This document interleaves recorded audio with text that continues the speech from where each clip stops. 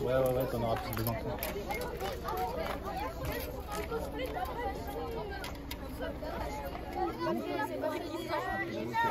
C'est les suceurs. Tu vas le garder pour toi.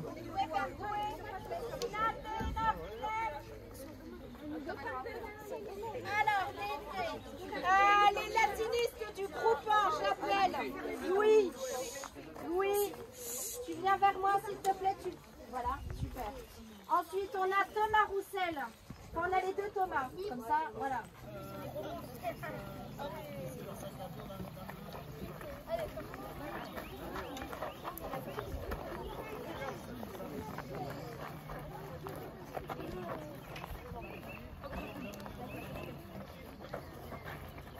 Quelles sont les dates de début et de fin de la guerre des Golfe?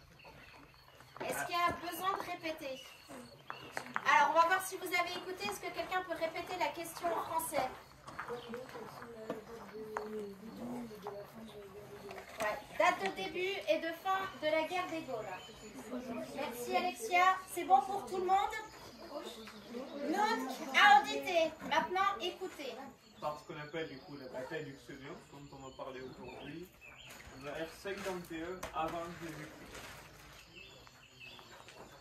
Même aussi, on va dire qu'avant de démarrer, il y a une phase préliminaire un an avant, et il y a une phase de véritable fin un an après. Mais donc, de 58 à 51 avant Jésus-Christ. Vous verrez le lien. Bref. Alors, la cinquième question, qui veut venir la lire? Clara?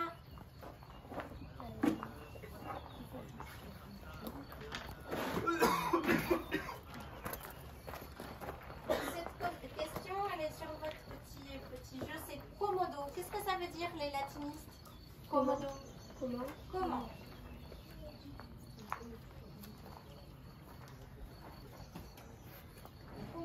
Citer deux batailles importantes de cette décennie et raconter rapidement leur déroulement et leur issue finie. Ouais, leur issue, enfin j'ai mis leur finis, enfin leur issue finale.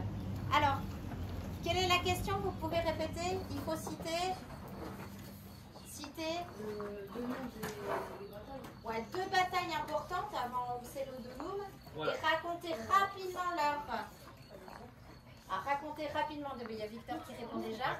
Raconter Et rapidement avant leur... Lésia, Gergovie. Voilà, sur le site Uxellodunum, comme vous le savez, lieu de la dernière bataille de Jules César en Gaule après Alésia. Donc dans un premier temps, on va vous présenter tout ce qui est l'équipement gaulois romain. Et dans un second temps, on vous parlera de la frappe de monnaie. Alors, on fera une petite pause d'une dizaine de minutes entre les deux, histoire de vous soulager un peu et de pouvoir courir un peu. Et ensuite, on attaquera dans le vif du sujet pour ensuite faire l'échange avec l'autre. Et tout ça, vous le savez sûrement déjà. Donc, on va commencer par une première question. D'après vous, qui est romain, qui est gaulois? Gaulois ou romain? Gaulois. Romain, c'est pas mal. C'est mieux que gallo-romain. Effectivement, c'est fantassin gaulois.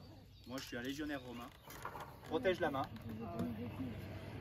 La première utilité, c'est protéger la main. Avec une main en moins, c'est moins pratique de combattre. La deuxième particularité, c'est ça. Vous pouvez donner un coup avec le humbo. Vous pouvez aussi dévier et parer des coups.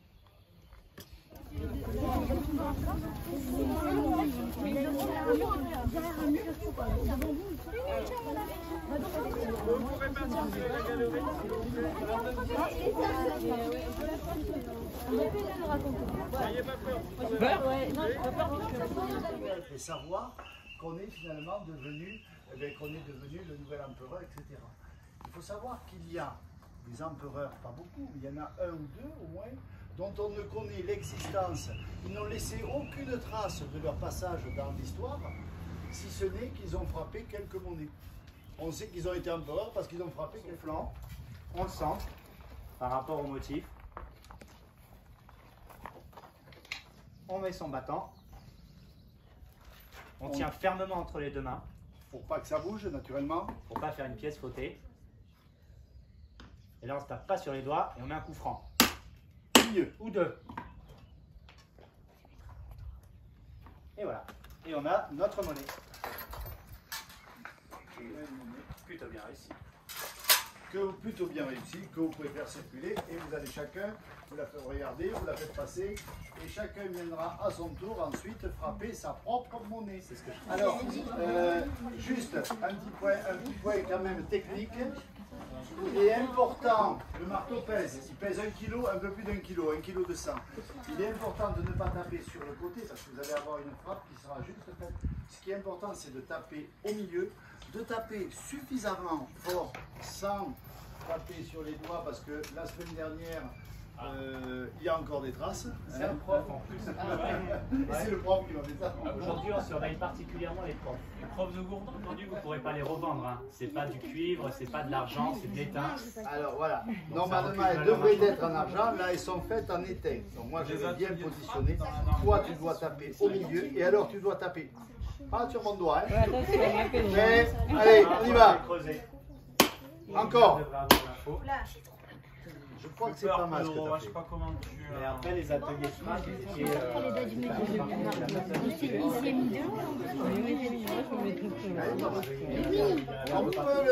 Moi en fait j'ai peur de taper sur les pieds. Il ne faut pas réfléchir à ça.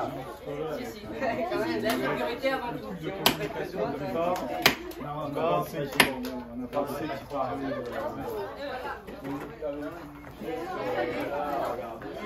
un coup sec. Normalement tu vas taper bien au milieu au centre. Hein. Et tu y vas, fort. Allez, encore. Encore. Encore. Merci, au revoir. Non, tu y vas pour rien. Ah, les dames, c'est pas mal. Il vaut mieux que ça soit toi. C'est pas le truc. Monsieur, mettez le casque, c'est le marteau qui va l'emporter. Attends. Mettez le casque, monsieur. Je protège. Allez, on y va. Sec, hein? Un coup sec. Oui. Encore. Ça a l'air pas mal, ça. Ouais, ça a l'air pas mal. Ça a l'air pas mal. Comment il a paniqué, il a fait. Ah, sur le côté, sur le côté. C'est le poids qui ne va pas correspondre. Parce que l'étain, ça ne pèse pas. Normalement, si elle était en argent, elle devrait faire 3 grammes et quelques. Elle va faire 1. Donc, ça ne sera pas crédible. Tu sais que ça fait 3 grammes. Ouais, mais tu dis ce que tu veux, mon gars. Voilà, je le bloque comme ça. Et tu dis pas que tu as fait ça à Huxemo.